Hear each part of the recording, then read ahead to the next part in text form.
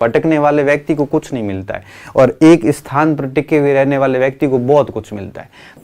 समय सारणी क्या रखनी है कि आपका जो है वो सिलेक्शन सुनिश्चित हो जाए। अब चयन के लिए आपको क्या करना है, ध्यान से सुनना और कोशिश ये करना है कि हो सके तो उसको फॉलो करने का प्रयास भी करना। मैं आपको सिर्फ 3 फॉर्मूले दे रहा हूँ और उन 3 फॉर्मूलों को अगर आप 4 महीने फॉलो करते हो तो मैं आपको आज लिख के दे रहा हूँ कि आपका सिलेक्शन कोई रोक नहीं सकता। और मुझे बहुत अच्छे से पता है कि आप इसको फॉलो नहीं कर पाओगे, बहुत कम बच्चे होंगे जो इसको फॉलो कर पाएंगे। मैं सिर्फ आपको 3 फॉर्मूले दे रहा हूँ। सबसे पहला फॉर्मूला दे रहा हूँ 888 का। ये फॉर्मूला क्या है, 8 घंटे आप रेस्ट कीजिए आराम से।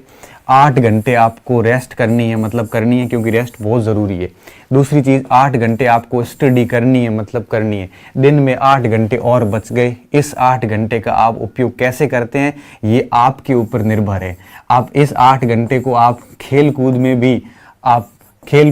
भी आप इसके ऊपर इसको खराब कर सकते हैं, इन्वेस्ट कर सकते हैं। आप दोस्तों के साथ समय व्यतीत कर सकते हैं, आप और काम भी कर सकते हैं। या हो सकता है कि आप 4 घंटे 5 घंटे घरेलू काम कर लिए, 3 घंटे इसको स्टडी के साथ ऐड करके स्टडी को 11 घंटे कर दिया। ये आपके ऊपर डिपेंड है। लेकिन मैं सिर्फ इतना कहूँगा कि इन 8 घंटों को डेली को कम से कम आपको स्टडी में 8 घंटे देने हैं, मतलब देने हैं। इसके अलावा अगर आप 1-2 घंटे रेस्ट से भी निकालते हो, 3 घंटे इधर से निकाल के 4 घंटे और ऐड करते हो, ये तो आपकी महानता है। ये तो आपको डेफिनेटली और आगे ले जाएगा। दुनिया से सफलता के लिए दुनिया से एक कदम आगे रहना पड़ता है।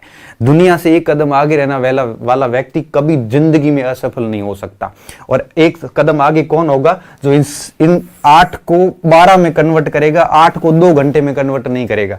सुबह जब उठते हैं ना, तो उसके बाद में जब रात को सोते हैं तो सोते वक्त सोचना कभी कि आज दिन में आपने किया क्या है। और अगर रात को सोते वक्त आपके मन मस्तिष्क में एक चिंता सताए कि यार पूरा दिन खराब कर दिया, कुछ भी नहीं किया, रात को नींद नहीं आती, करवटें बदल बदल के व्यक्ति के शरीर दर्द करने लग जाता है, चिंता होती है कि मैं किस लिए गांव से आया हूं, मैं कर क्या रहा हूं यहाँ पे।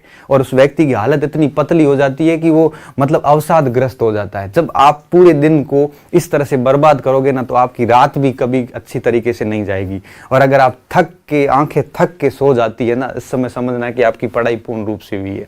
तो 8-8 घंटे का रूल्स फॉलो करना पहली चीज। इस समय एक चीज और ध्यान रखना, कभी पढ़ाई को घंटों में काउंट करने की गलती मत करना। लड़के पूछते हैं स्टूडेंट मेरे को, सर कितने घंटे पढ़े, 8 घंटे पढ़ लूं, 4 घंटे पढ़ लूं। मैं तो सिर्फ इतना कहूंगा, आपकी औकात पे डिपेंड करता है।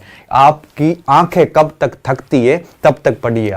आपको लगता है कि 15 घंटे पढ़ लिया, अब आंखें काम नहीं कर रही है, उस समय आराम से सो जाइए।